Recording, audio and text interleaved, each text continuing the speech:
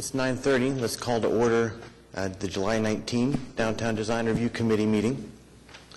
Let's begin with roll call. Nathaniel Harding. Present. Anthony Black. Here. Charles Ainsworth. Present. Corey Bates. Julie Kriegel. Here. And Deborah Richards. You have a quorum. Okay, thank you. Next item is approval of minutes. You all been furnished the minutes from the last meeting. Give you a moment to review those further if needed, or offer amendments or a motion. I may just accept the minutes. Second. It's moved and seconded to adopt the minutes. All those in favor say aye. Aye. Opposed, no. Minutes are passed. Next item is cases withdrawn. There are none. Item 4, continuance requests. So are there any applicants who wish to continue their case? I understand there might be one applicant wishing to continue an item later on the agenda.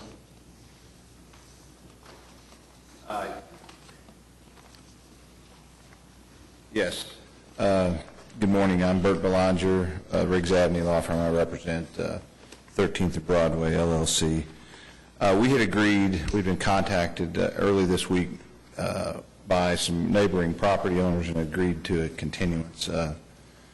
I'm happy to go ahead and allow the case to be presented in its time and just make a brief comment, or we can just go ahead and pass it at this time. We are willing to, we would like to explain to the Downtown Design Review Committee why we're here, and then we are willing to talk to these neighboring property owners and defer action on the item. So we'll do it either way. It's your pleasure. We can, if you'd like to provide more color, or we're happy to continue as well. Now would be a time to do it. I hate to jump in line, but I'll go ahead and take the opportunity to just say that primarily my client has acquired this property. We understand there's a staff report that recommends approval of part of the application and denial of part of it. And without going into the merits of it, we're simply working to clean up some title as it relates to the property to allow it to be developed. Okay. So we're willing to visit with and address the concerns of the committee, because we know part of this property is in your purview and part of it is not. And then we were contacted by Mark Griffin's representative, and he's got some concerns, and we're more than willing to talk to him. So we've agreed to the continuance. So okay, if that so lets me go. we'll just handle it that way. And, okay. And all thank right. you. Thank you Appreciate very it. much. Bert, did you want to continue to August or September or? August. August. So that'd Yeah, be we August. think we can get whatever we need worked out and addressed very quickly. So thank you so much. I'll make a motion to continue case number CE 00973 to the August meeting. Second. It's a Black Kriegel motion. All those in favor say aye. Aye. Aye. Opposed, no. That's continued. Thank you. Good day. So that moves us to the consent docket. I have a couple items here. Is there a motion to approve or to pull out any item? I'll move to approve the consent docket. Second. It's a Blatt Ainsworth motion. All those in favor say aye. Aye. All those opposed? So that consent docket passes. Moving on to cases for individual consideration. Item 6A, that's DTCA 15-00079 at 913 West Main Street.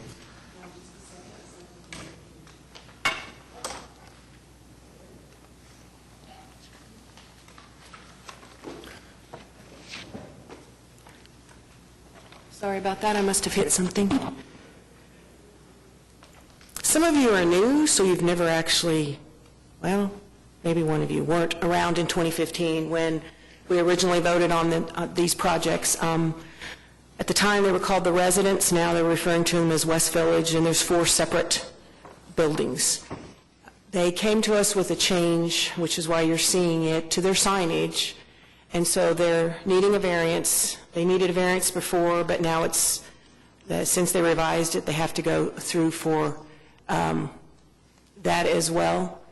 The issue is the fact that because it's zoned DTD2, there are some restrictions on signage that kick in, as well as this is a multifamily development. Chapter 3 allows them one sign per street frontage for the development itself. As you can see, the building is over a block long. It's almost a block and a half long, and they're wanting a sign that's on the building above the office, and then a blade sign that's going to be near the corner. In addition, they have, and I'll get to that elevation, they have a public parking garage that's accessed off Main Street, and they were wanting to have larger signs than are allowed for directional signage, which is only 4 square feet. 2 by 2 is pretty small. And so they were wanting to have a blade sign above the parking, as well as they have a sign right above where you enter to let the traveling public know where to enter the building. Staff was supportive of this request, given mainly because of the scale of the building itself, which would dictate that they do need bigger signage. They've eliminated a bunch of the signage, as you can see from this one. All the red X's is signage they originally showed that was in the approval, but they've eliminated. So I feel they're going in the right direction, and they'll probably come back through at some point once they get some tenants in some of these spaces so we can look at the signage needs. So Mike Pylan is here representing the developer.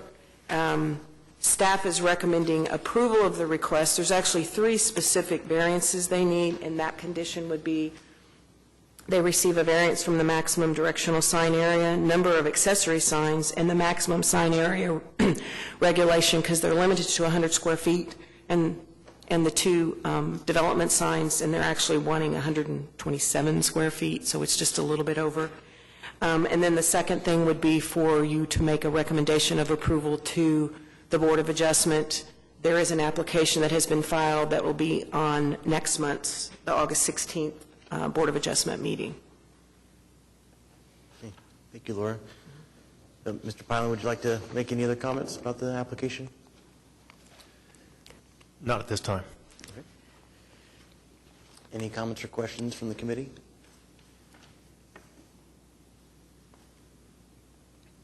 Do we have a motion? Oh, yeah, anybody in the audience want to speak to this? Thank you, Tony. Okay. I'll move to approve item number, I'll move to approve the application based on the fact that the project complies with the regulations and guidelines of the Downtown Design District zoning ordinance as listed in the staff report, with the condition that the applicant receives variances from the maximum directional sign area, the number of accessory signs, and the maximum sign area regulations. It's a Blatt-Ainsworth motion. All those in favor say aye. Aye. Opposed, no. That motion passes. I'll make a recommendation of approval to the Board of Adjustments for variance from the maximum directional sign area, number of accessory signs, and the maximum sign area regulations. Another Blatt-Ainsworth motion. All those in favor say aye. Aye. Those opposed, no. Thank you. So that passes. Thank you. Thank you. Okay, so that next item is case number DTCA 17-00102. That's at 118 Northwest 8th Street. And Lisa, are you going to discuss this one, set this one up for us? Yes, this is an existing building on Northwest 8th Street that various pieces of the remodel have been approved by staff over the last many months. This part of the application is to paint signage above the center overhead door right there where Laura's pointing. We have a lot of guidelines about not painting on existing masonry. The applicant, from a design perspective, is trying to get to a nostalgic appearance of of old painting on old warehouse buildings. Neither staff nor the applicant can find that this area was ever painted, or if it ever had a sign, or even if this is the original condition, because there's clearly a center portion with a different pattern and color of brick.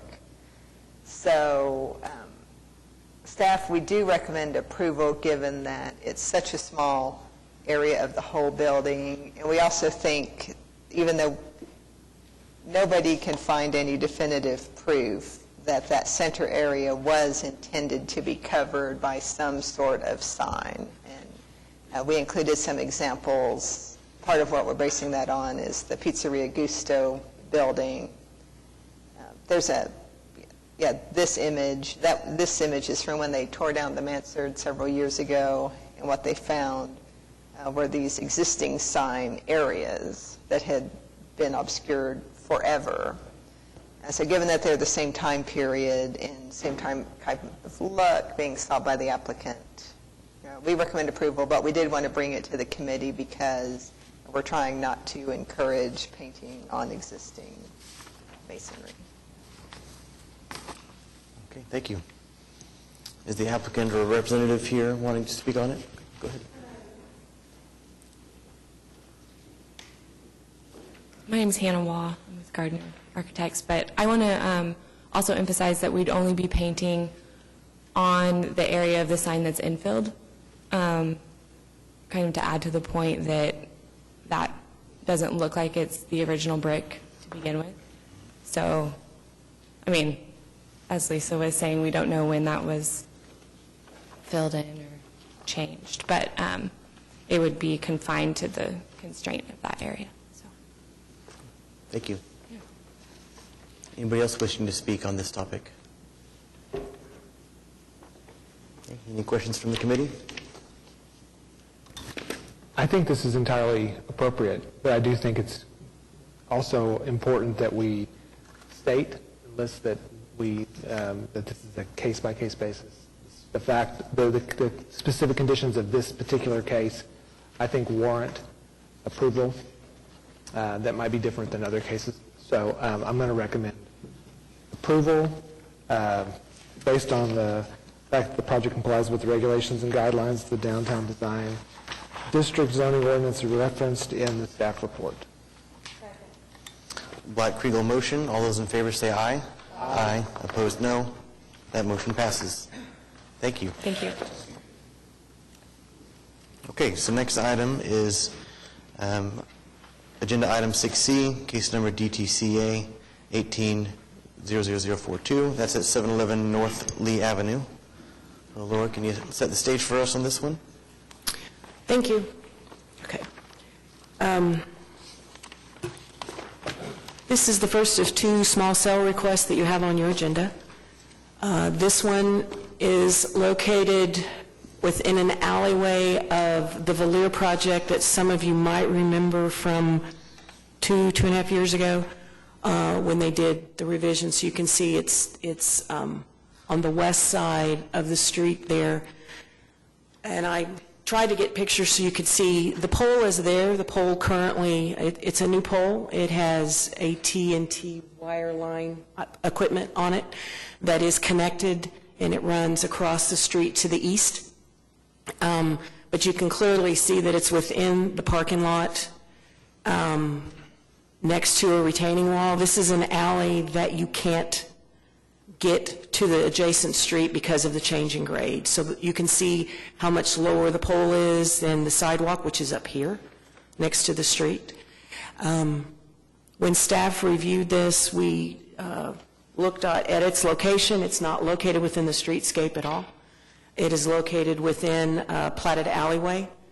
It is on property that would be considered public property within the street/alley right-of-way.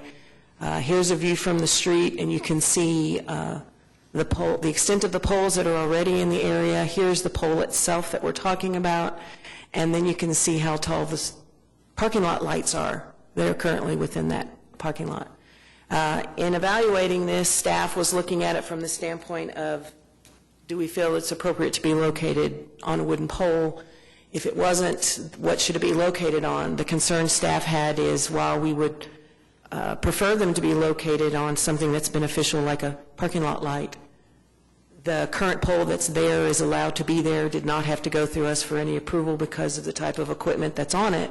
So it made sense to acknowledge that adding the small cell equipment to this existing pole would make sense. Then we wouldn't have another pole that would be going in that area.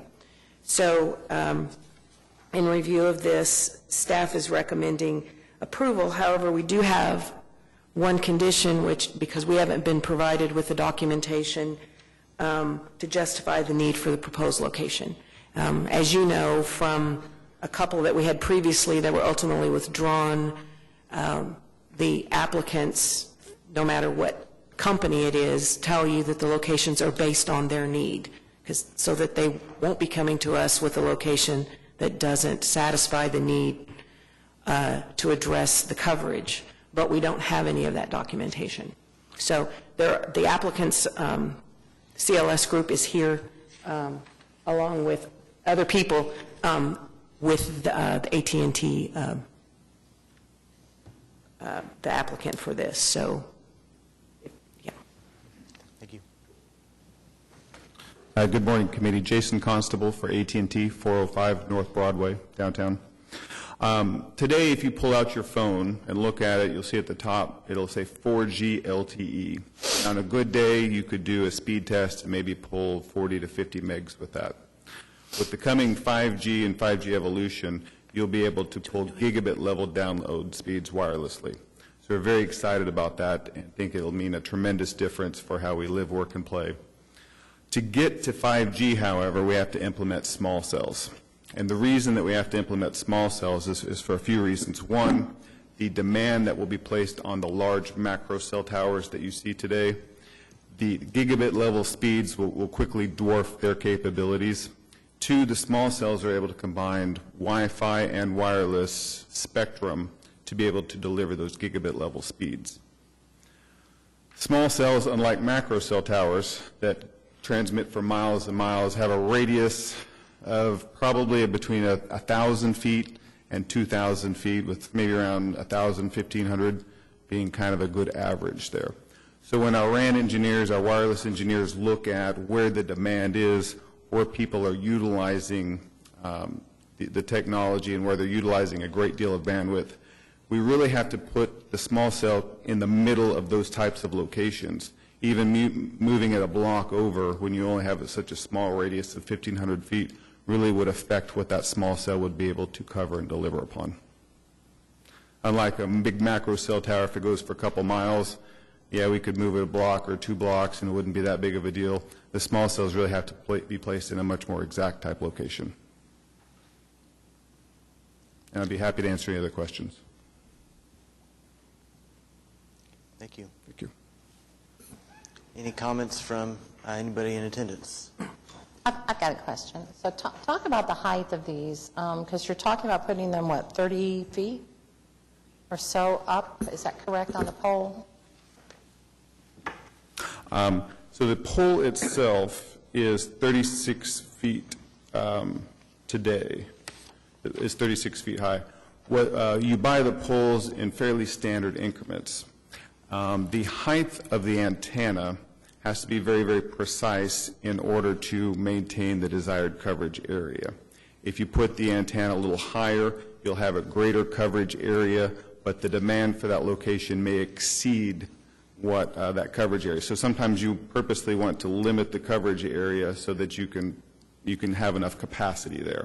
So if you put it lower, it'll have a smaller area. The plan here is that the entire structure will be maintained at that existing 36-foot height that the pole is now. So the top of the pole will be kind of sawed off, and then the antenna will be mounted on top of it. And just to clarify, because I wanted, based on the email clarification that you sent me, you had indicated that the pole was going to be cut down to 29 feet, and then with the equipment added, the total height would ultimately be 34 feet. Is that not the case? I'm sorry, yes. So today is 36 feet. It'll be cut down to 29 feet. Once the overall structure and the antenna, you can see the antenna there on the picture on the bottom left there, along with the stroud, it will be 34 feet. So it'll be 2 feet shorter than it is now. I apologize. Thank you. Are there other service providers covering that same area? Service providers are notoriously stingy about providing details about their network and coverage areas. They consider that competitively sensitive type of information. So at this time, I wouldn't know what other providers are looking Okay, so the idea of actually sharing equipment between providers is not an option in any way, right? When we look at deploying small cells, we have a variety of options. We, in many cases, might attach to an existing telecommunications pole, which is the case here. We might attach to an existing electric pole. We might put up our own new pole. So there's a variety of circumstances. We might even use city infrastructure, like a city light or a traffic light. And in those agreements, there is no prohibition against structures maintaining multiple structures. So as we go in and we build our design, it's quite possible at some point in time that we may have another wireless entity come by and ask to attach to that pole, and then we would certainly entertain that request. I see that this pole is fairly close to utility pole, but I don't know which one came first or how that worked out, but was there not an option to have that be just one pole? I guess I don't know how close that is on this picture, but... So there was a wooden utility pole existing currently, and it utilized a wireline attachment on it. The pole was replaced to be a bit taller to satisfy the small cell need. So all along, there's been a pole there, and so we looked at it as we're utilizing an existing type pole, but we needed to replace that pole with a taller one to satisfy the small cell height requirement. There is some other poles that are like on the other side of the alley to the north, but they're, if I remember correctly, they had quite a bit of equipment on it, and I think they're taller, and I don't know whose poles they are. Yeah, I'm just I looking didn't at get a good picture of them, sorry. The exhibit that has the AT&T logo there's- on it. yeah. At least at that angle, it looks like it's the same height as the These utility guys pole. right here. Right. The issue there is, and it's an issue with the National Electric Safety Code, when you utilize an electric distribution pole, you have electrical wires going, and that's known as the electrical space. The NESC prohibits us from going above that space. And it also sets a buffer, so we would have to be well below those electrical lines in what they call the communication space of a pole. If we were to go below that, as you can kind of see there from the diagram, we would be significantly lower on our antenna than what we would need to be. So is this a one-off deal, or are there going to be multiple poles put up around the city as we move forward here? I mean, how do we go forward on this thing? I mean, So that is I've kind of been MIA, so I'm kind of trying to educate myself.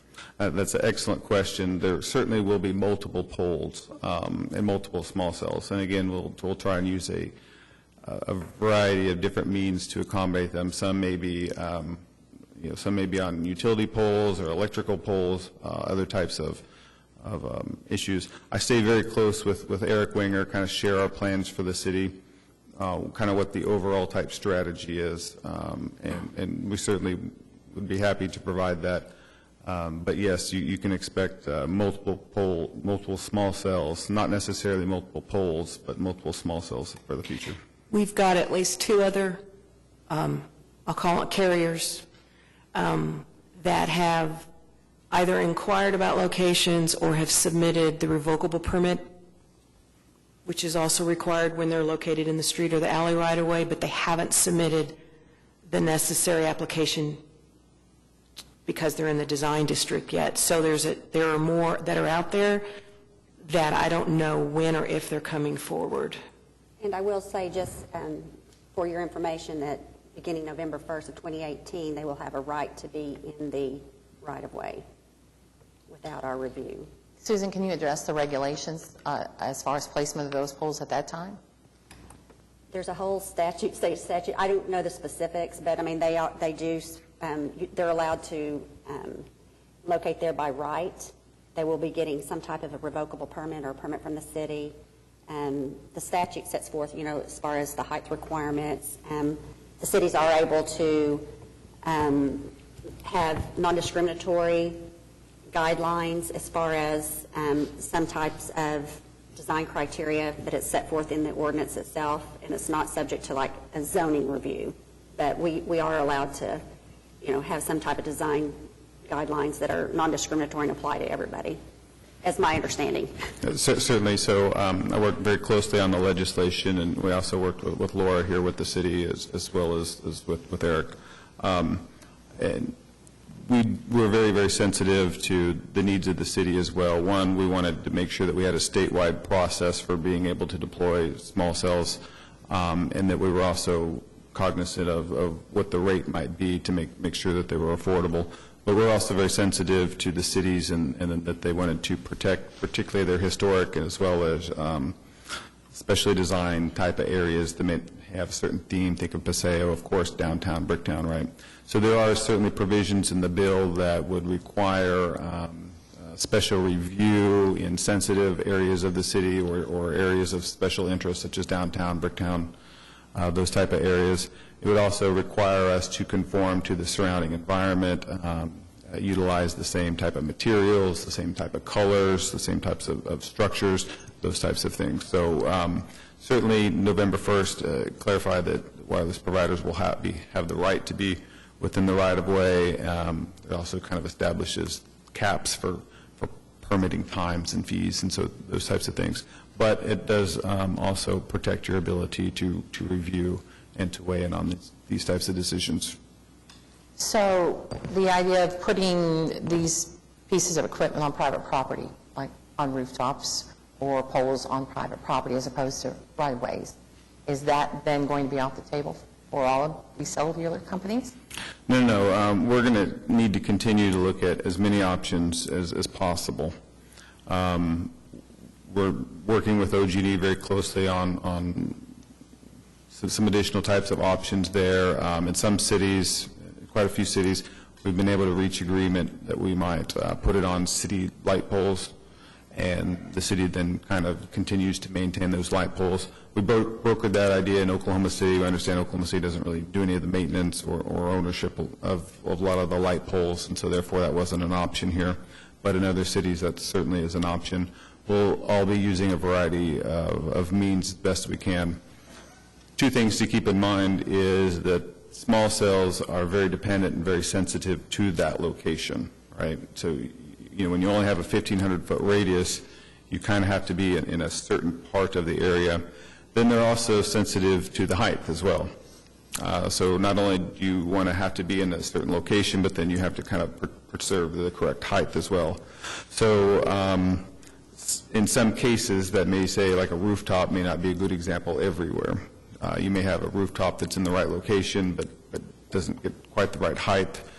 So we have to take all of that into consideration. So, okay, going back to the idea of height, though, so let's say we go above that 30-foot threshold. Again, your concern is that you might have too many users within that area. Of course, you could limit how many subscriptions you have, correct, or clients within it? We couldn't limit it. Just as you pull out your phone and you utilize the AT&T network, if you pass within the range of a small cell, you'll automatically be utilizing that small cell.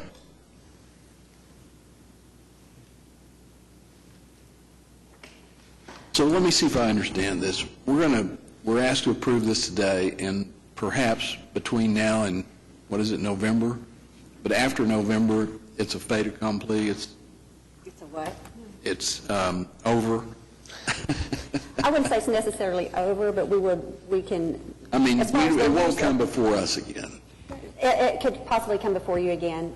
It just depends on how we write our regulations within our zoning ordinance. So if they with want to put something like a objective criteria. clown that looks like an antenna that looks like a clown, that'd come before us.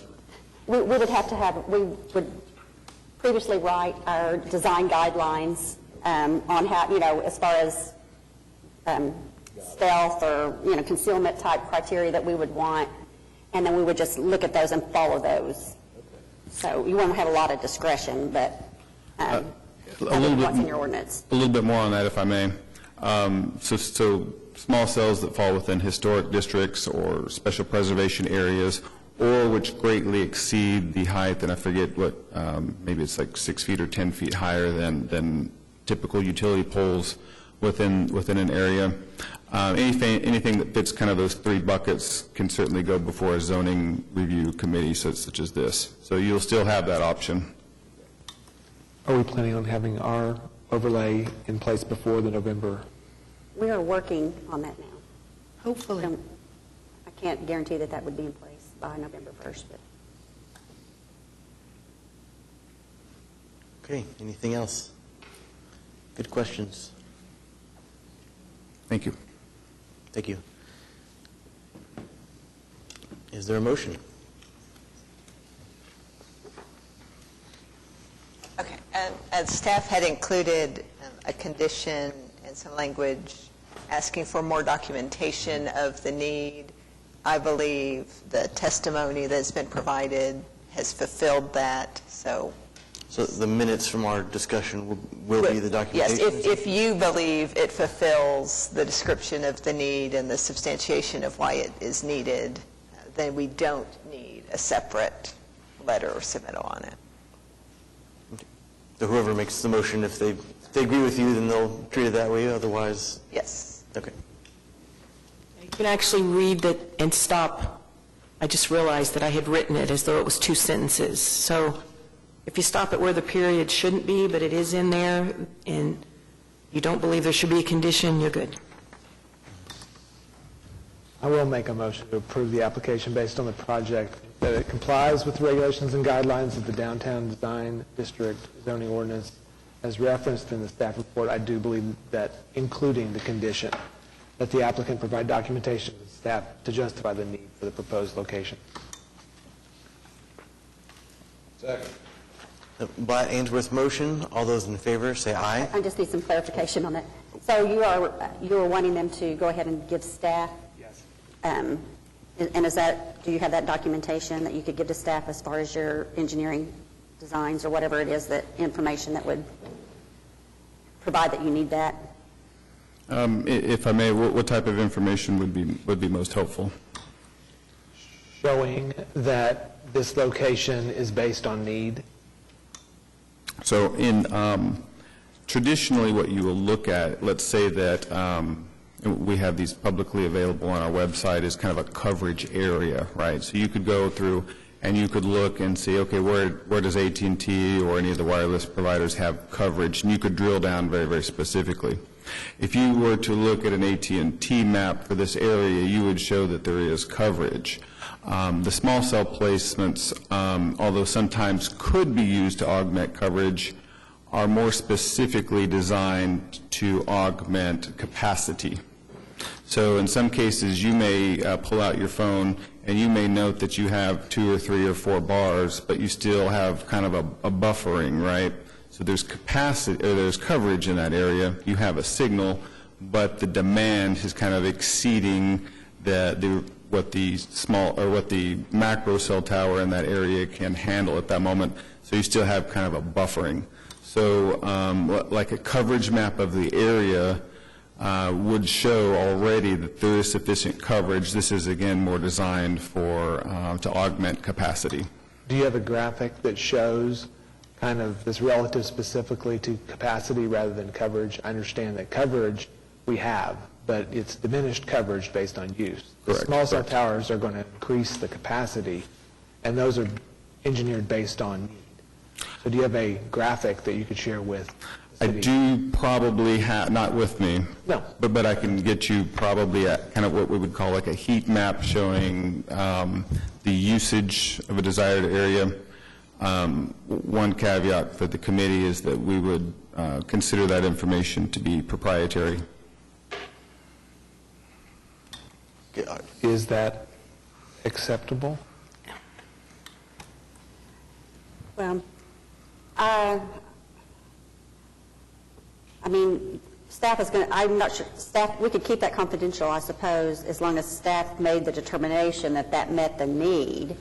We would. I could that would be a certainly, public record, but I could certainly bring it up and show it to the staff and show, okay, here's the location as well as here's how you can see that there's a lot of usage here in the area, if that works, okay? I'm not sure that staff's going to have the technical knowledge to dispute one way or the other on that, is the only point. In your conversations with the city, specifically, you referenced your conversations with Eric Winger. Is he aware of this need based on capacity discussion? Is his office aware of it to the same level? Yes, I would say probably not specific to this location and to this area. We've had conversations about what does small cells and what does 5G do and what does it accomplish, and it's primarily designed for capacity and such. So generally, I believe he is aware of that.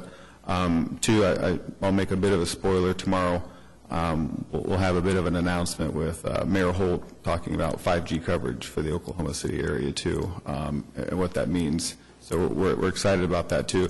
And it just goes to show that we are having discussions with city leadership on the issue. We want to be good partners. We've been in business here well over 100 years and hope to be well over 100 more. So we're not looking to make this deployment a painful effort for the city, but a partnership. I'm going to retract and reword my motion. Thank you. That we approve the application on the basis that the project complies with regulations and guidelines of the Downtown Design District as referenced in the staff report. Blatt Ainsworth on motion 2.0.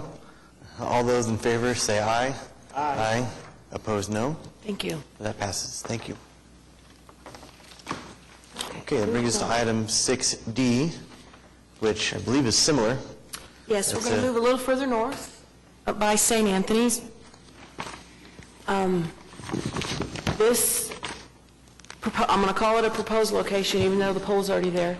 This proposed location is located within the streetscape, so this was looked at totally differently by staff, and we had, as you saw in the staff report, we had more guidelines to bring into the discussion.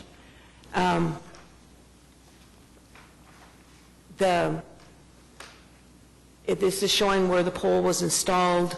As of last week, there was not any other equipment on the pole, so we were looking on this as single use, since there isn't anything else on there.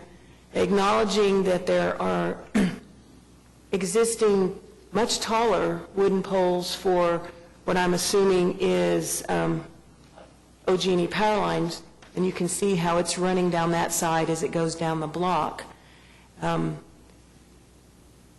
Staff still felt that any pole that was installed should be a pedestrian amenity as discussed in streetscape guidelines that we have. When you look across the street, we have a parking lot that has a wrought iron fence and has some of these decorative lights that you probably have seen in other parts of town and other cities. They're a very common light. And staff felt that if what is installed in the streetscape is a pedestrian amenity such as a street light, that it would be beneficial to be at that location. So as you read through staff's discussion, you saw staff felt that what should be approved for this proposed location would be a street light.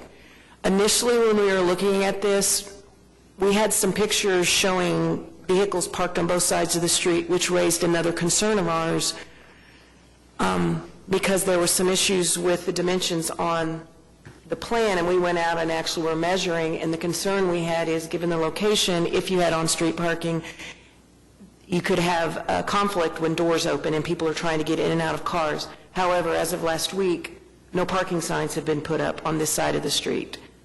So because the no parking signs went up, we took that discussion out of your staff report because it was actually already in there. In the staff report, staff recommends that it be approved with the following conditions. One you just saw, dealing with the need, and we'll probably all have that discussion with them again.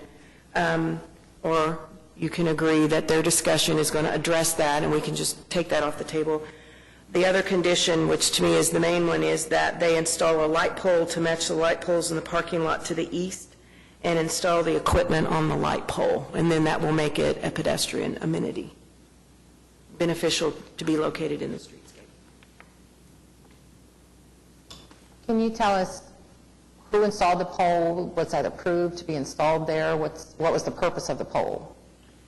As I stated in the staff report, because I asked them when the pole was installed, and it was installed about, I think, 10 days or so after their application was submitted, they have indicated that this is a co-location for AT&T Wireline, but there wasn't any equipment on it. So based on what we saw in the field, this was a pole that should not have been installed until the CA had been approved, specifically for that location.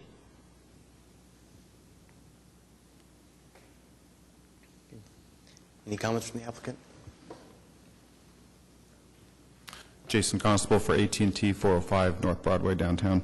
I just want to make a few comments, and I won't repeat my last statements, although they apply here as well. One, just first talk about the existing pole.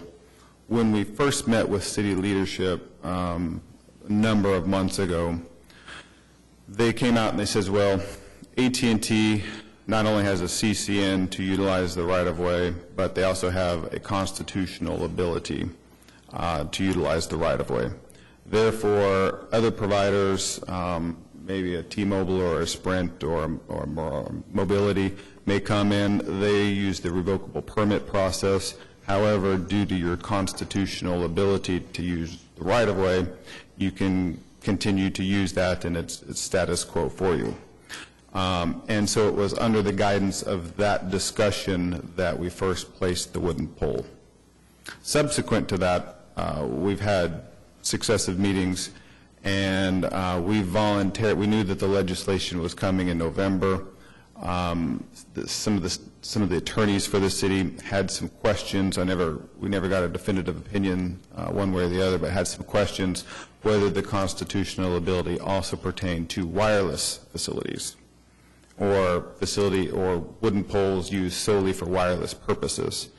Due to the question and wanting to be a good partner with the city, we voluntarily agreed to continue to utilize the revocable permit process. So if you're wondering why there's already a pole there when you haven't approved it, that's kind of the explanation for that. Now talking a little bit about the light pole, we would ask the committee to approve the application as is and not request a light pole for 3 reasons. The first of which is in some areas where we have an agreement with the city where we put up a light pole, the city then maintains that light pole. We are utilizing light poles. In Oklahoma City, we don't have that agreement because the city doesn't do the maintenance of the light poles. We don't have a process or a procedure or really an ability to be in the light pole maintenance business. We are currently having discussions with OG&E about potentially putting up light poles and having them either assume the ownership for the light pole or to perform the maintenance on that. We're not quite finished with that yet. But AT&T, we do a really good job of providing communications and telecommunications type services. We've never been in the light maintenance game. So we don't have really an ability to maintain a light pole or to service it or to do any of those types of things. So that would be reason one and our primary reason. The second reason is when we are evaluating our small cell deployment, we really do try to blend in with the existing environment and be as invisible as possible. So some applications that you see will probably utilize a stealth pole in the future. That stealth pole may or may not have a light component to it, but it certainly will be a stealth type structure if the area warrants it, blending in with certain colors and materials and such. This area here, as you can see, it's right in line with an existing line of wooden poles. So it's completely blending in and with the surrounding utility.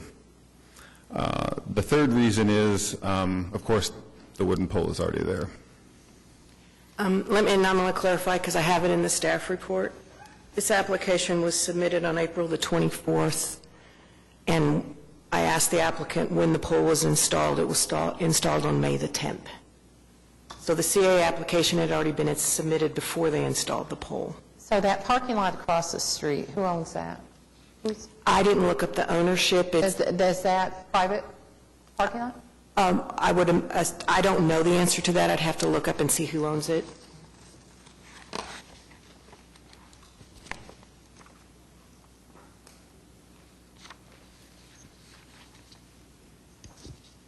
Along that same line, have y'all discussed any possibly putting equipment on a parking pole over there in that parking lot across the street with the ownership of that property? We have not. Traditionally, and certainly that could be an option. We would have to take that back to the engineering team, have them look at the distance to it. What we do if we do a light pole is we completely replace the light pole structure with one built for a small cell. So in other words, if you look at the light pole, you don't want me to duct tape a small cell and an antenna on top of it. You want it to look really, really nice. So we would replace it with kind of the small cell version of it, right? It's going to have a bit of a broader base for the equipment at the bottom, and it's going to have kind of maybe a larger or elongated top. So it would involve completely kind of replacing the pole with one that kind of blends into the area. Our desire is to try and move as fast and as efficiently as possible. We had kind of a batch of 11 of these that we had filed at one time to really kind of deal with the first wave and to deal with the first coverage area. If we were to have to go back and renegotiate that with a private property owner, we anticipate that would put a great deal of delay into the whole process. And certainly in some situations, that very well may be our only option. Here we felt there was already a line of existing utility poles, and we were just kind of blending right in. Right, but I look at, and I'm looking at from the pictures, but there seems to be several structures right in that vicinity that are of that same height that you need, this 30-foot, whether it's somewhere on the parking garage or one of these other structures. So, again, I'll go back to, that was never an option to consider anything other than a pole right there in the right-of-way? I don't know that would never be an option, but at the time that we engineered and looked at the site, again, we were under the impression we could utilize a wooden pole, and there being wooden poles in the area, it appeared to be the best and the most efficient option. It could be in certain other areas where we'd have to get very, very creative and do something like that. I don't know if the property owner would agree to utilizing the garage or the light poles. It's kind of one of those things you could spend a few months tracking down and working on and ultimately get rejected. The electric poles that are in the area, if you look at them, again, we would have to be well below that electric range, that electric space, so that wouldn't meet our height requirement. But it's not, you've done that process before of talking to property owners because your other cell equipment is on top of structures, correct? Correct. The other thing, too, that you have to think about is in the past when we do a macro cell tower arrangement, a lot of times we would go into churches or rooftop buildings and such, and you would have a cell tower there that would provide a range of a few different miles, right? So you could put a little bit more of an investment into that because you were servicing several miles. With the small cell, you're serving a very, very small area, and you're going to utilize a lot more small cells, as we discussed. Therefore, it's highly desirable to keep the cost down. When you're dealing with property owners, they look at this as, well, sure, I'll let you attach to this, but how much can I make on this? And again, when you're dealing with a macro cell tower type environment where you go for miles and miles, the economics of it make a lot more sense than a small cell type environment where you're dealing with only 1,000 feet or so. I would assume that because the equipment is a lot smaller than your traditional equipment, again, that you're not probably paying the same lease rate that you would. It's very small equipment, correct? Correct. There is no rate to the end user customer, however. So a small cell does not generate revenue for AT&T. It's an expense for AT&T. So think about when you drive down the road, you'll hit cell tower after cell tower after cell tower, right? And you might utilize 20 or 30 different cell towers during that drive. You're not paying me, AT&T, money per cell tower that you're utilizing. You're doing an overall flat rate type bill, or you're paying an overall bill regardless if you utilize one structure or 1,000 structures. It's the same here. Putting the small cell up doesn't mean that I get more money from you or I increase my revenue in any way. There's no revenue associated with it. It simply means that the coverage and the capacity are better, so it's a better experience for the customer.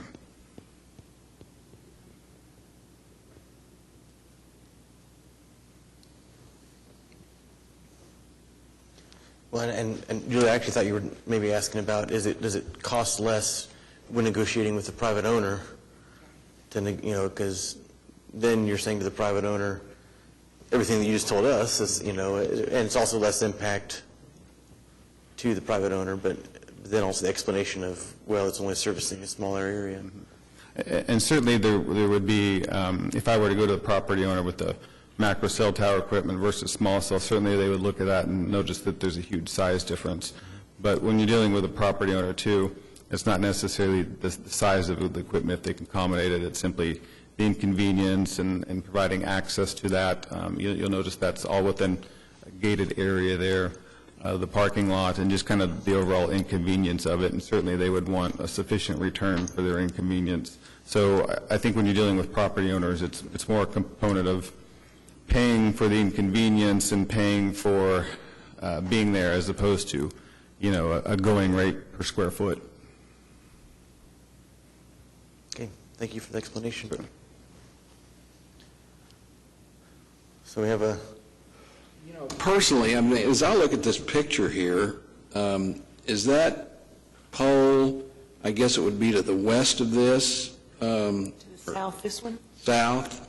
I mean, it looks to me like there's metal and all sorts of stuff hanging off of that pole, right? Yeah, I don't know if it's called conduit, but there's obviously equipment that's going up on the outside of the pole, coming up from under the ground. There's a lot of stuff on that pole.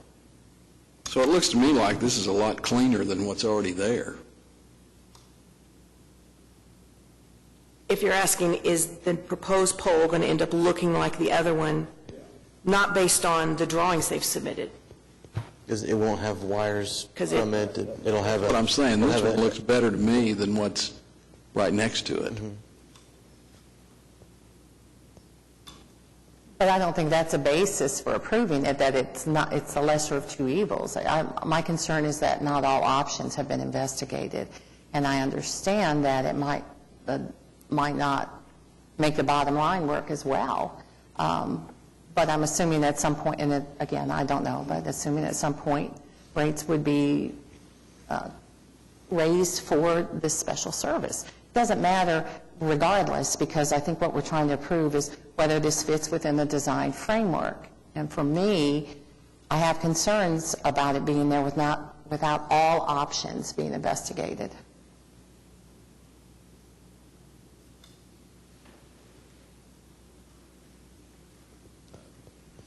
Again, Jason Constable for AT&T. Just a couple other things too. Part of the legislation that we worked on was designed to keep the attachment rates very, very low. So certainly this is going to be a multi-billion-dollar investment for the city and for the state.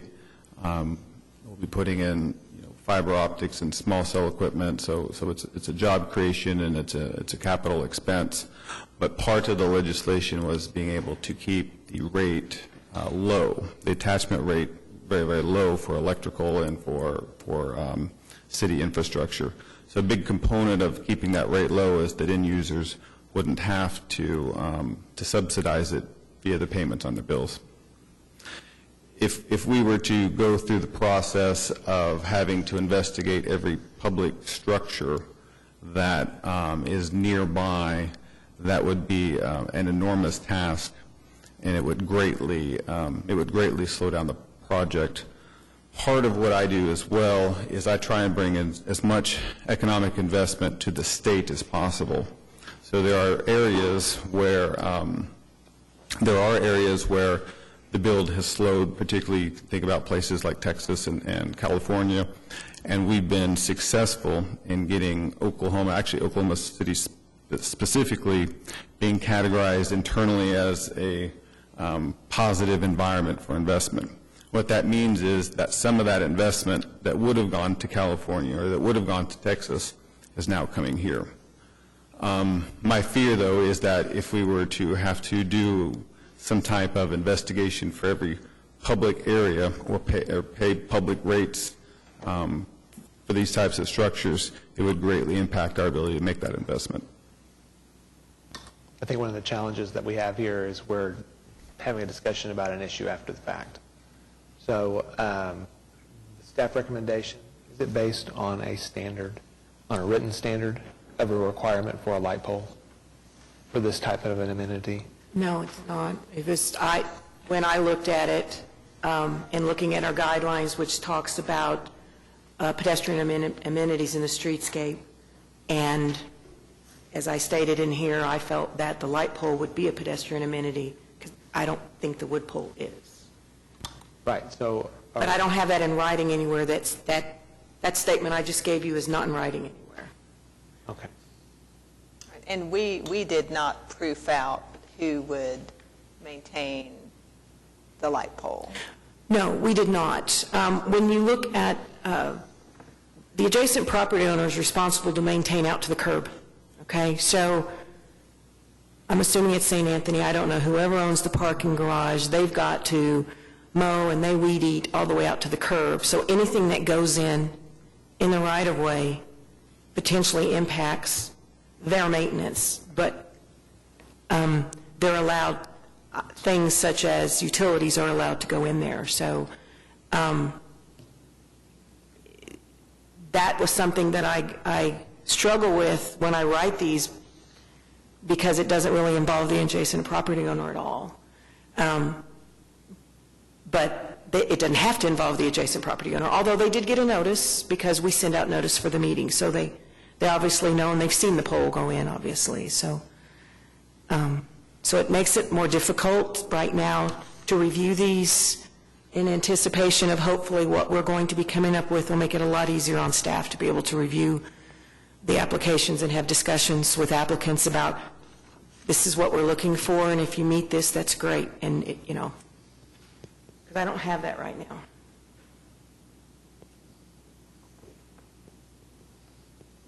The reason why I was saying that was because if it was based on a standard, then it's really kind of black and white for us. We're not able to evaluate based on revenues and profits and ease or time. So there are a couple of things. Maybe you could tell me, is this particular item time sensitive, or could there be a short pause to kind of close the open loops between vetting whether or not there's the items that were discussed? Could we close some of those with staff and come back and make a motion on this in a 30-day period? Certainly, as Vice Chair, that would be your prerogative. The issues are time sensitive when we look at deploying small cells. A macro cell tower is more like a floodlight, covers a vast area. Small cells I equate as more of like a string of Christmas lights. They typically act in harmony to address an overall coverage or demand need. So if we talked a little bit about demand and such previously, it would be very unique just to have a little bit of a demand here in just one building and everything else is fine. Typically it's an area, and as you think about downtown, you don't need me to tell you that downtown is growing with more and more usage on a daily basis. So the 16 applications that we currently have pending before the city are all kind of designed to act in harmony and in concert with each other. So deploying some of them would have an effect on the deployment of all of them. And having said that, too, if one of those would had to be moved, it's likely we would then have to go back and reconsider several of the other, because maybe there's a specific portion of that coverage area that's no longer being covered, and now we have to move additional small cells, a few feet over or an hour across the street to now kind of pick that up.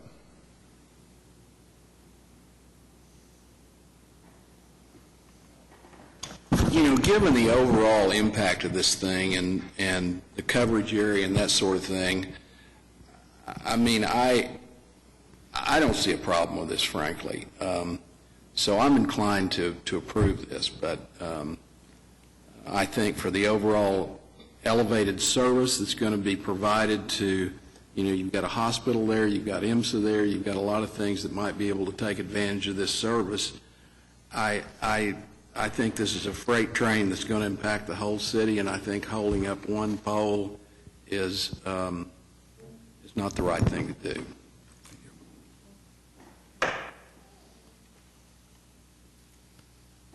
So I'll make a motion to approve this application on the basis that project complies with the regulations and guidelines of the Downtown Design District zoning ordinance as referenced in Section C and D of the staff report.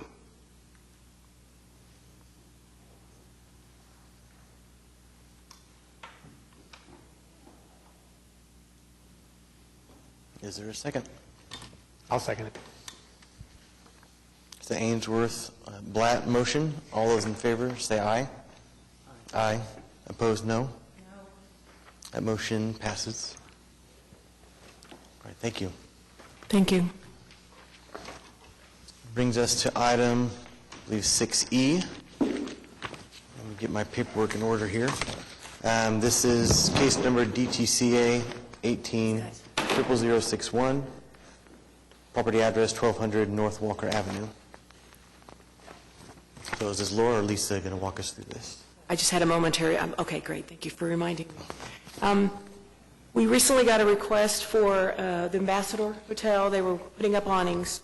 We were able to approve the ones over the windows administratively, but we have an issue with one that they want to put up over a doorway that's in the courtyard.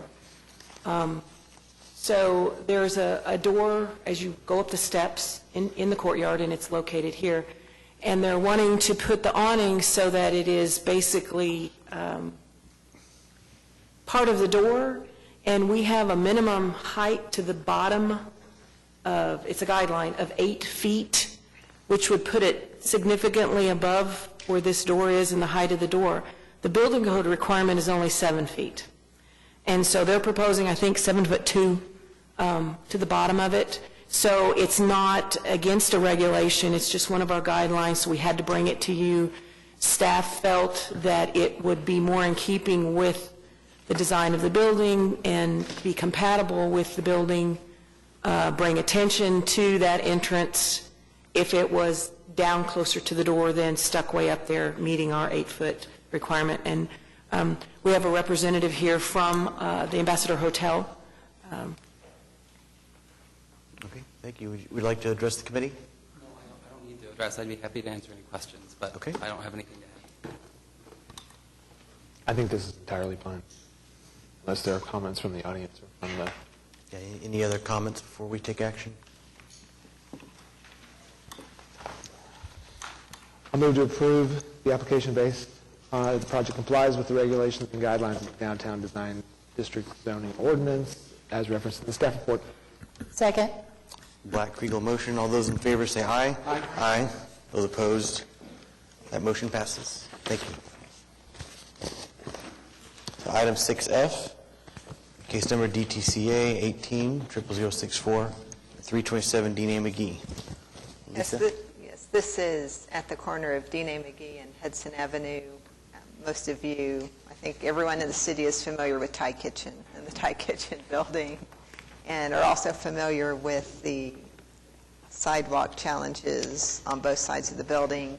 This application is to improve the building on the west and north half of the block. So the windows would be replaced, the building would be repainted, it would be all fixed up. and all that sounds great and is much needed. To provide accessibility into the building, the applicant is proposing a set of stairs, small steps, and a ramp that would be located within the sidewalk. It's already pretty narrow. The guidelines suggest a 60-inch clear path. Once they add the ramp and the stair, they would not. They would be short of that by. My initial count was by about 10 inches. I believe the applicant has some additional information he's handed out that he will talk through.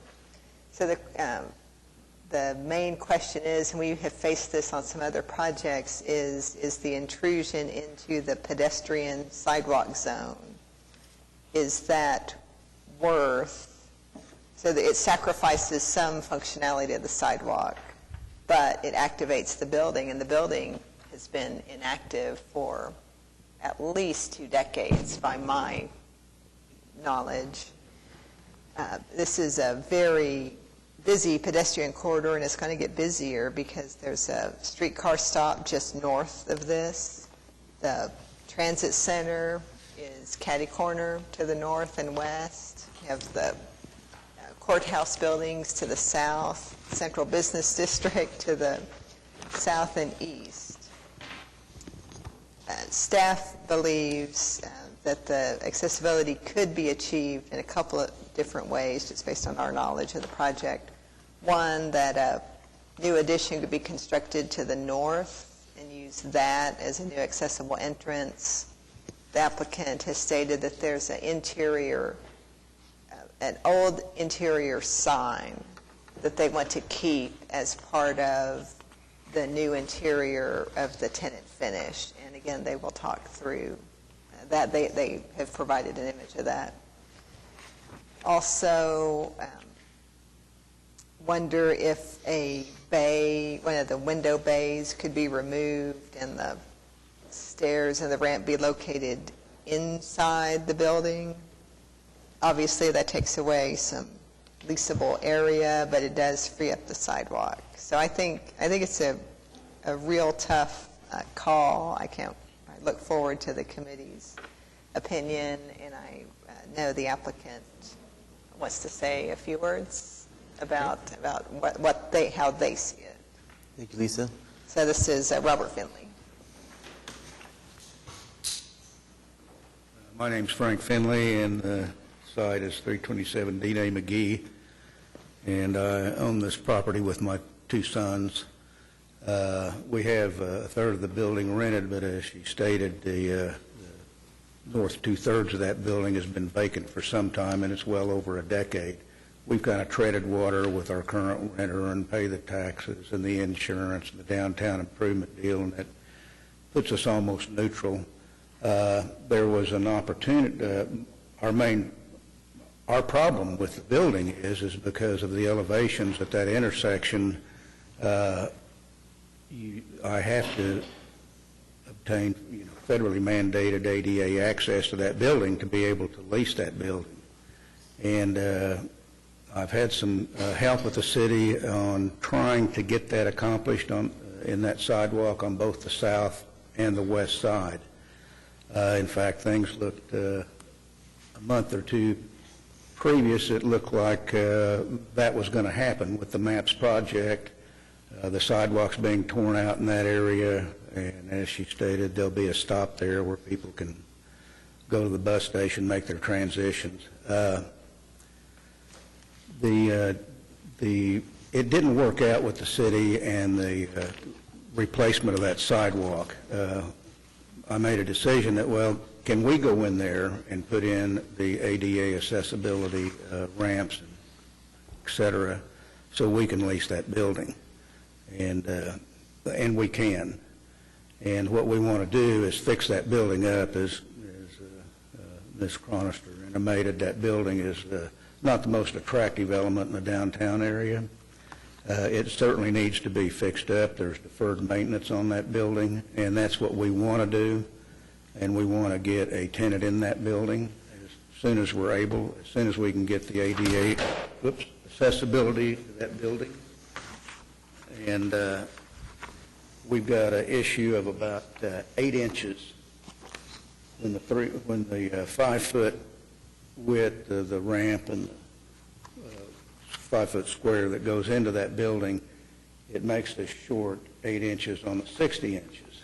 I think you have some photographs there. I don't think those are available on the overhead, are they?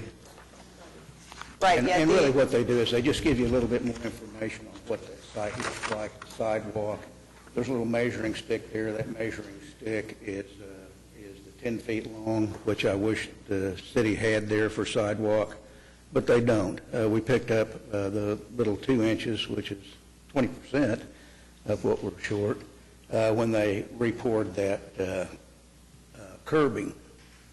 They came in here on the alleyway, and doing that approach, it's kind of strange. The sidewalk curves up to the property line and then curves back. And I think that is, there'll be a photograph there, I think, with a tape measure on it. Maybe back the other way. Yeah. That's approximately, well, if you would, keep scrolling. Maybe back the other way. Anyway, there's a tape measure of that, which I guess what I'm trying to say is that's an unusual sidewalk area. That's an older building. What the county shows is that 1907, actually that building was constructed approximately 1950, I guess. And we don't have many options there. In other words, we've got a wide open area. It's a clean shot. But we have to get the ADA access to that building to be able to lease it, and I'm just begging for a variance, may not be the right word, but a little bit of slack on the full width of that sidewalk, so we can get on about our business and fix that building up and get it leased. Obviously, this is not going to be a structure that's going to be there another 25, 50 years down the road.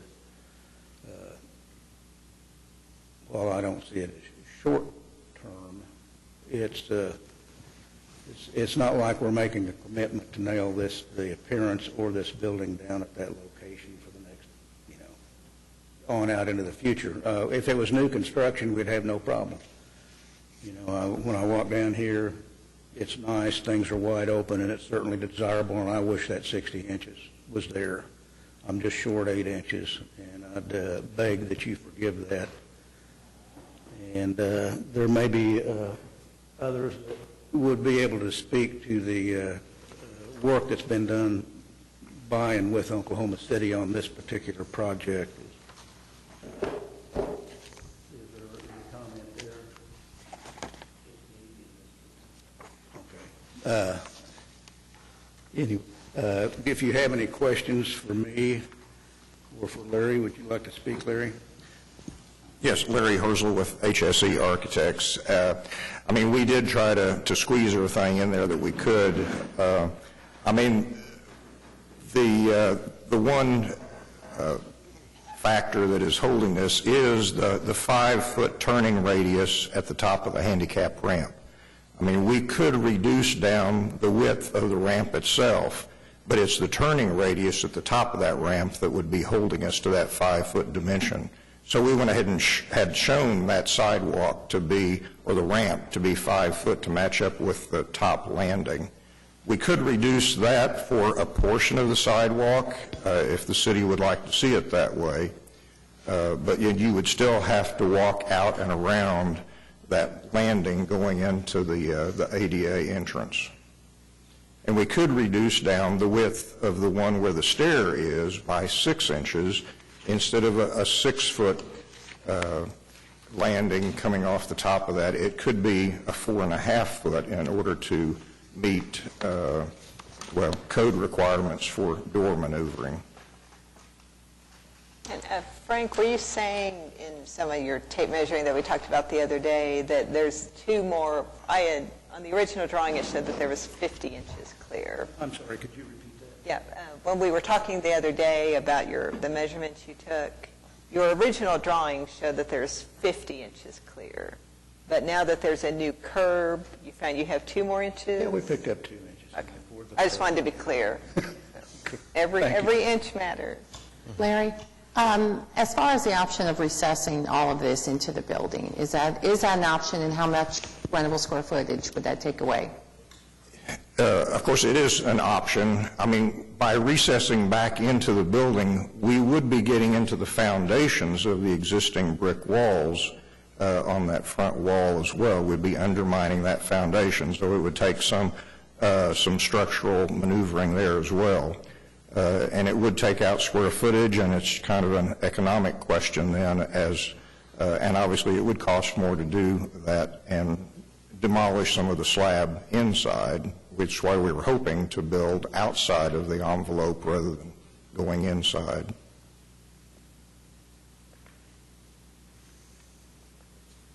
Could you do some sort of lift? A lift? Inside the building, you want to do a lift? The lift would have to be outside because we'd be going from sidewalk level up to floor level. I mean, that is the problem. The floor level is about 13 inches higher than the sidewalk. I realize we're talking about inches here. So is the current grade outside sloping in either direction, that if the ramp was lengthened, you would improve your condition? Because if you were to drop down to rather than a 1 to 12 and went to a 1 to 20, and I realize you're going to get into your manhole mainly, maybe, depending on what that extra length is, but then it will no longer be classified as a ramp. It will be classified as a slope surface, and you won't have to have the 5-foot radius at the top. Right, we did look at those options, and, I mean, there are some constraints there. That existing manhole, we didn't want to have to raise or lower that. And then coming on back to the south, you can kind of see there's a 5-foot dimension there. There's already a concrete level change in the sidewalk now going around to the front of the Thai kitchen. So what I was curious about was, your ramp is, you said 13 inches, so your ramp's about 13 feet. Correct. If everything is flat. And I didn't know if it was pitching in one way or the other, it could be greater than or less than 13 feet. Just based on scale, I could not tell. You'll gain 9. Yeah, it would. 9 feet if you go to 1 to 20, and I couldn't, again, tell whether you would get into your manhole or not. A couple of other things, you don't have a guard. You wouldn't need a guard because you're lower than 30. You wouldn't need pickets because you're lower than 30, but if you could get it to where it's at 1 to 20, you could eliminate, and then you could go down to 4.6, and you could have ADA access still if you were to leave 24 inches on your door strike side. I just didn't know if the study had been done in that scenario, and if it was ramping, if the building was sloping away, then this would be moot because you'd be actually lengthening it. Yeah, I think, which way is the grade sloping? It is sloping down to the south. So that would actually improve your condition. The further out you would go, the less grade height you would have. So you're 13 inches at door. If it's sloping to the south, the further north you go, the shorter your distance is going to be. At 1 to 20, you might gain enough to where you're adding a modest amount of, and it could be such that the width reduction would be would make up for your length addition, and then you wouldn't have to have those conditions. You wouldn't have to have handrails on both sides because No, we could eliminate the handrails. Right. I'm not sure we'd eliminate the 5-foot turning radius. So it's no longer considered a door. ramp.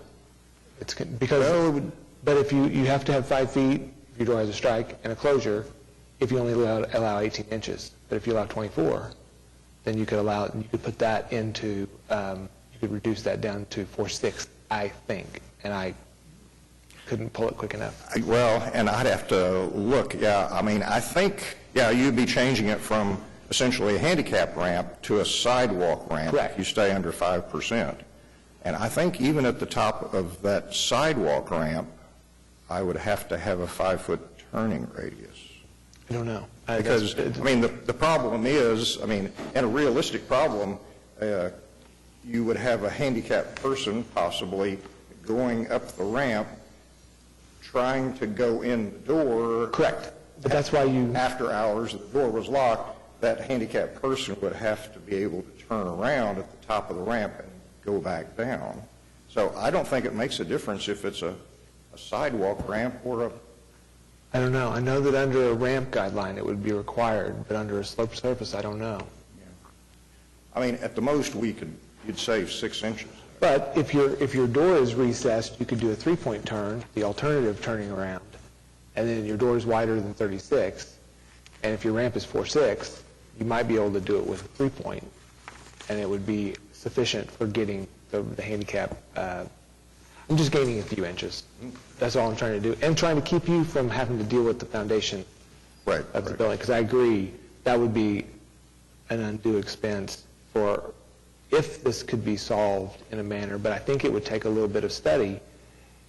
Is this something that, if that was possible, that staff could approve it?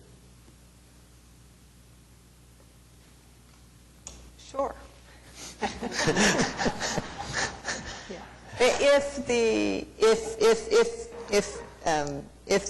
If we're all convinced that we just have to find any inches we can to make the sidewalk ramp step solution work, then staff feels comfortable, because what we would be approving is something that improves on this. Correct. In terms of, even if it's 1 or 2 inches. And it does sound like there's enough of other considerations out there that maybe there is something that can be done. I'm not you clearly know a lot more about those regulations than I do, but it sounds like there might be some more to investigate in that regard.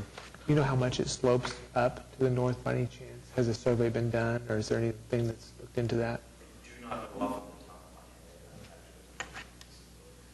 my head. I do know that. Yeah. I do know that it does get. Sean O'Brien with HSE Architects. I do know that the slope does get more significant the further south that you do go. I believe that the change in level is 13 inches from the north side to that south door. But I'd have to go back to the office to be certain. I mean, we did twist and turn this thing, trying to make it work, even trying to get a sidewalk ramp rather than having to do handrails on each side.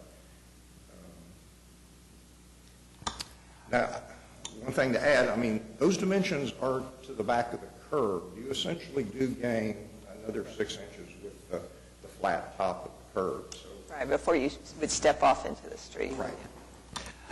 I'm inclined that I do think it's important, because ADA is a federal, that it's not something that's really under the city. So you do want to meet your ADA guidelines, and if you've met your minimum ADA guidelines and can't improve upon them with the current scenario that you've got, then I feel like this is appropriate, even though modestly narrow on the outside of the ramp. But in the event that further investigation could be done and it could be improved by going to the 5%, I think that would actually be better for all parties. You could narrow to 4.6, you'd lengthen by less than 5 feet if it's rising, and both scenarios win. Yeah, I just want to mention, because we have confronted this issue many times in the last year about, I understand under certain circumstances you don't need a raised curb edge, you don't need a handrail, but to me it just, you could be up, as much as a foot above grade and not have any edge protection. I think he has to do everything along the edge. It's just whether or not he doesn't need a handrail. A second handrail on the wall was all he would be able to improve from a cost standpoint. Right, we'd still do the guardrails in any of it. Okay.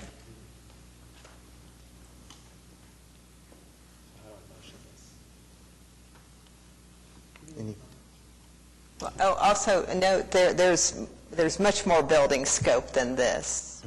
So we broke out the staff recommendation to approve everything, but on this, I would recommend come back to staff to see if if you can find a few more inches of clearance. Everyone feel free to amend my statement. I'm going to motion to approve, I'm going to read it. Yeah. I'm going to motion to approve case items 1, the demolition, 2, the main building, 4, the lighting, 5, the screening on the basis that the project complies with the regulations and guidelines of the Downtown Design District zoning ordinance as referenced in Section C of the staff report.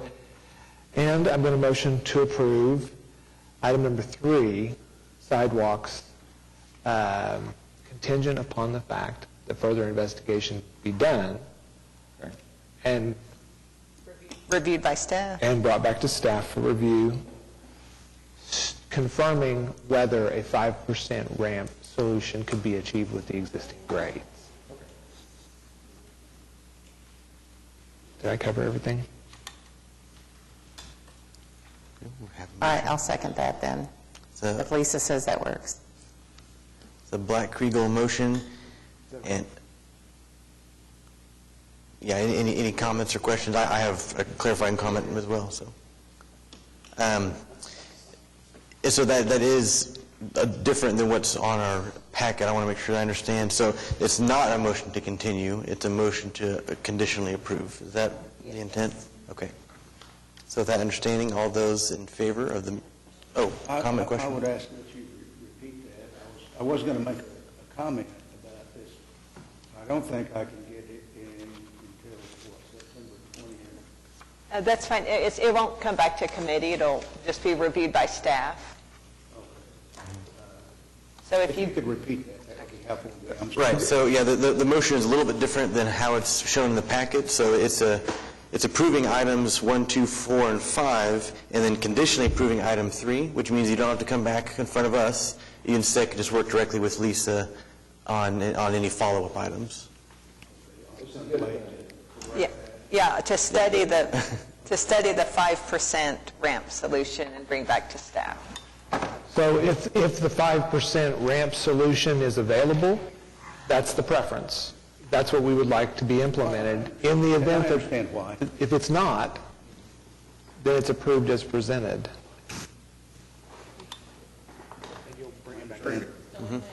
Yep. Thank you.